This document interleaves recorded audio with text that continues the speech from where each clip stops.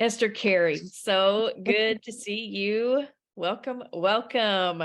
You have launched, as I understand. Is that right? Yes, I launched in October of last year, 2022. Take us back to where did you discover Flip Lifestyle? How did you learn about us? And what has your path been so far? I learned about Flipped Lifestyle from the Life Surge event in Dallas in March of 2022.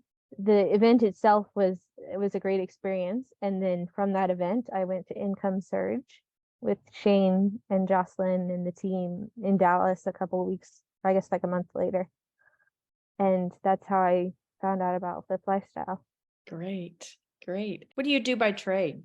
By trade, I am a writer and a project coordinator slash admin assistant for a nonprofit called Christar. Tell us about who you serve.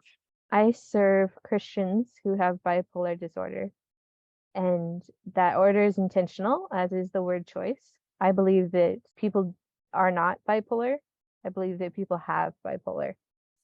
And that's a huge difference in my opinion. And obviously my Christianity comes first before the fact that I have bipolar, because I have bipolar as well.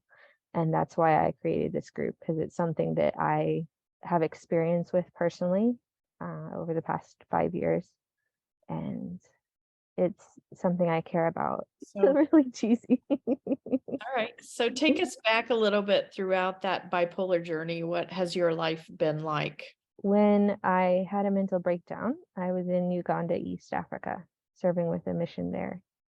It's called New Hope Uganda, and it was an orphan care center there in the rural bush, as they call it, of Uganda, East Africa. And so when I suddenly quit sleeping and was hit with major depression and a lot of questioning what I believe very quickly, like it scared me how quickly I was questioning what I believed and other issues. The people that I worked with took me down to a psychiatrist, but she was 3 hours away by public transportation. So anytime I would go to see her, it was 3 hours down, 3 hours back. And it just wasn't sustainable. So after about 3 months, I made the decision to resign my position at New Hope and come back to America. And it wasn't until 6 months after that that I was officially diagnosed with bipolar disorder. So that was in October of 2018.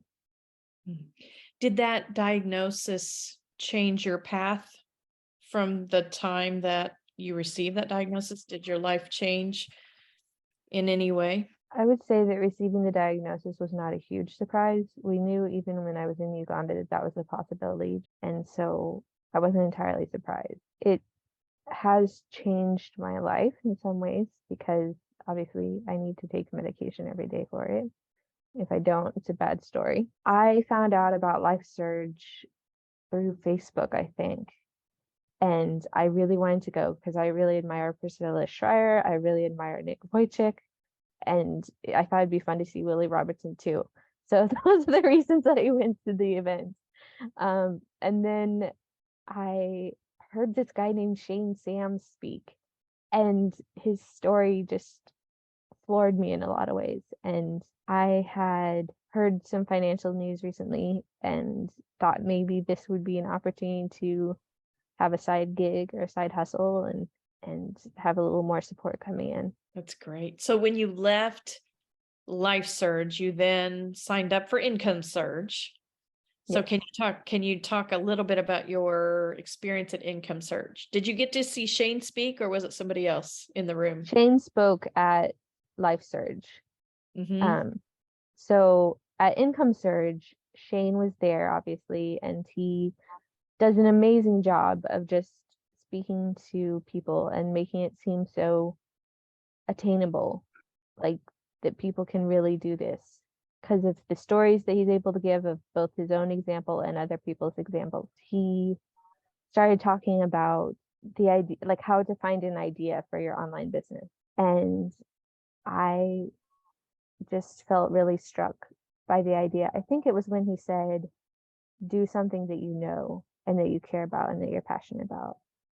And all of a sudden it was like, I could do a Christian Bipolar Support Group, because when I was first diagnosed with bipolar, I looked for something like that because I believe it's critical to tie in the Christianity with the bipolar support, because to me, I'm a whole person. I'm a Christian first, and then I have bipolar. And I don't want to be part of something that's just trying to address my bipolar by secular means, because I know that's not the whole person that I am. So I suddenly found myself thinking about starting a Christian bipolar support group, and I looked to see if there was anything online, and there was nothing online. And so I was like, he said this is a bad idea if there's nothing online, but what did that say to you though? That said, I know if there's there's a other people need. like me, there's a need. Yeah. Yes. Yeah. So you kind of broke the rules. I did break the rules. That might be my favorite part of your story. Well, it's not a full success story yet. So Yet. Okay, so you went home from Income Surge, and then what'd you do? well, at the event, I signed up for one of the packages that would give me 12 months of group coaching, 12 months of everything with Flip's lifestyle. So I just got started, and I worked my way through several layers of blueprint, and then I kind of got stuck on the writing a lead magnet because I wanted to do a devotional. The lead magnet that I ended up writing is now my first course. It's called How to Stop Triggers from Ruining Your Day. 4 steps to take thoughts captive from 2 Corinthians 10, 3-5. So at first I thought that was going to be my lead magnet, but as I was putting more and more time into it, I realized this is not a lead magnet. This is my first course. And I think Dylan helped me realize that in the group coaching and in the various sessions I would attend with her, because she's amazing. It's so interesting how we pivot sometimes, right? You're kind of on a path and you think this is going to serve as this tool, but then wait, no, it goes over here. I love that. So you've got this course created, and then what happened in your journey of serving people with bipolar? After I created the course, I built my website.